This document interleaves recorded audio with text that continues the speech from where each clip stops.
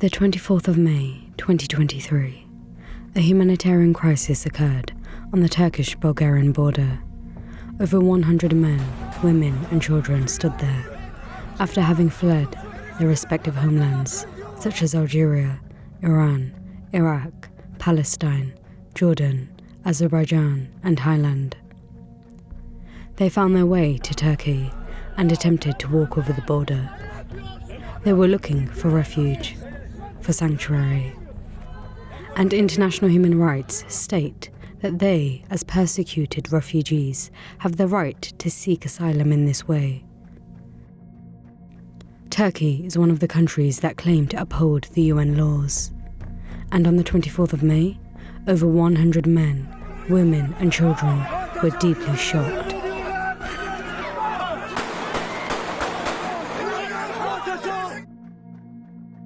Innocent men, women, and children were brutally beaten, shot at, apprehended, and taken to the Edirne Public Safety Office. When the Turkish border police responded to these persecuted refugees with violence, threats, and detainment. These hunted down and traumatized men, women, and children are all members of the religious minority called the Ahmadi religion of peace and light. They received this foul treatment from the Turkish border police, who detained them.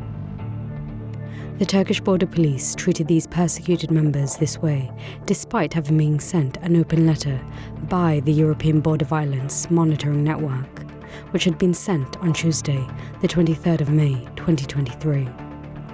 This open letter was signed by over 25 internationally renowned human rights organizations, urging the Turkish-Bulgarian border to allow these refugees entry so that they could reach asylum. It wasn't long after that, news agencies in Turkey decided to take upon themselves the work of spreading fake news about the incident, claiming that the members had been violent, attempting to destroy the gates, and that these refugees were simply looking for a nice life in Europe. As there have been multiple news reports coming out of Turkey and Bulgaria that are spreading false news and propaganda, one of them which was the Bulgarian Post that was saying that these, they said hundreds, 300, 400, 500, hordes of people came to invade the border, attack the border, shake the fences, take it over basically, and that they're seeking a better life in Europe. No, they're seeking life. Human Rights Without Frontiers understands, clearly Amnesty International understands, clearly other human rights organizations that have spoken up for these people understand, because these people have committed no crime. Yet, these allegedly humane borders and governments that are supposed to be allowing them through are beating them up and detaining them. So now, what are they going to do? What choice are they going to make? What choice is Turkey going to make? Turkey, are you going to break the laws that we've placed on our screen for you? These human rights organizations are vouching for the fact that these people's lives are in danger. And are you going to turn them back? Or are you going to turn around the corner and say, you know what? We can help. We've said we're going to help people out. And we're going to do it now. Because know this, the entire world is watching right now. These fake news stories completely derided the truth and actual facts. That these people were persecuted refugees whose lives were at stake, standing there with their children in their arms and not wishing harm on anyone at all. Human Rights Without Frontiers, one of the organizations that signed the open letter, spoke out on the incident at the border, putting to shame the lies and fake news being spread by the Turkish news agencies about the incidents of that day. The situation is critical and dire. These persecuted members are now being detained at the Turkish-Bulgarian border. They are being treated like criminals, rather than oppressed human beings with the right to freedom. These people were forced from their homes by their own governments. Their states have periodically oppressed and abused these innocent men and women simply for believing in this religion.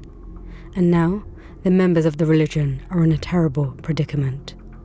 Turkey is capable of deporting these refugees back to their own countries, but in doing so, it will be breaking international law from the Refugee Convention.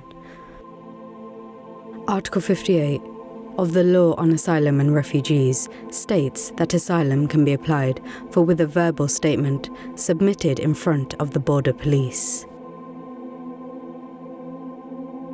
By deporting these refugees, Turkey will not only be breaking international law, but also it will be sentencing these refugees to lives of imprisonment, and in some cases, certain execution and death, at the hands of their extremist governments that they are fleeing from. But thank God we do have 2 attorneys on the ground that have been supported by, provided by human rights organizations. And I think that's just, it's something that I want to keep reiterating, is that these human rights organizations are supporting with everything they have. They're posting, Yes. Human Rights Without Frontiers are posting on their official sites. They're making phone calls. They're helping us find attorneys. Other organizations are helping us find attorneys on the ground supporting it. And yesterday, the British consulate even got involved. Look how huge this is getting. Now I'm sure Turkey is feeling the pressure right now, because they just made a big, let's just say a big political mistake, and a big mistake against humanity, because now they are publicly been captured on film doing what they did yesterday, breaking the law, and now all these organizations and all these different countries are involved. I'm sure they're in a mess right now. I'm sure they're trying to figure out how to sort this out. Apologize for your clear error. Certainly, I think a statement needs to be issued, a true statement. Hurriyet and all the statewide official outlets and the government themselves and the mayor, they need to come out, because the mayor issued a statement too. That was the proportional response. He should come back out and say, you know what, look, we made a tragic mistake. We have acted as we have always acted before, and we did not give this matter the chance and the look that it should have had. These individuals are persecuted. These individuals were not aggressive. They were not invading anything. They were just trying to get out of here to safety, and we've assessed the situation now. We've worked with the different human rights organizations and their attorneys, and we are now stamping their approval and giving them safe passage to Bulgaria. This is what I hope to hear. In light of the drastic situation, the riser, Abdullah Hashim Abasadik, from him is peace, as the effective head of the faith, decided to release a statement from himself regarding the urgency of the matter. These men and women have not given up. Despite the terrible ordeal they have gone through, they have decided to hold onto their faith and hold it up high, regardless of what may happen to them. And the members of this religion are all holding the same stance in unity. We want the Turkish government to know. It seems clearly that they did not seem to understand and were confused by what the members of this oppressed group were fleeing from.